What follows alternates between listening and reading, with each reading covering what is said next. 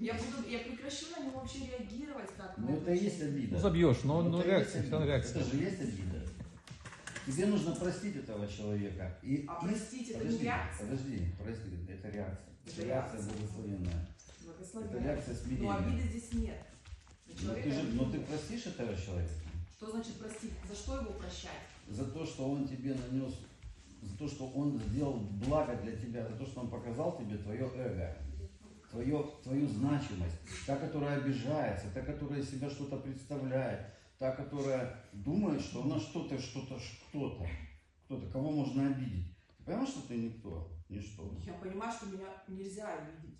Кого тебя нельзя обидеть? Но я никто, меня нельзя обидеть. Никто можно обидеть, никто еще и радоваться будет, что кто-то обиделся, что она увидела, что на него нельзя, что он может на нее не обидеться. Вот никто, настоящий никто, оно просто даже обиды не увидит.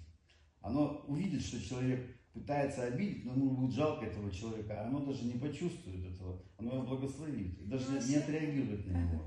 Никто. Вот состояние никто. Понимаешь? Состояние никто – это состояние ровности абсолютной. Состояние абсолютной ровности – это никак не отношение к тому, что происходит со стороны. Даже когда на тебя плюют, ты просто благословить можешь. Должна это сделать. Но ты же не будешь с этим дальше человеком все равно продолжать. Даже если ты его поблагодаришь, с этим человеком не будешь дальше в контакте, правильно? Я не знаю, может быть и буду. Нет, может быть наоборот, этот человек станет моим лучшим другом. Ну это же и есть это, который обижается. Да и при чем тут, я не хочу даже слышать слово обида, потому что в ней нет обид ни на кругом. Не хочу даже слышать. Я просто не знаю, как вам донести словами, что я... Мы же все глухие, конечно. Я не могу понять, не могу как донести информацию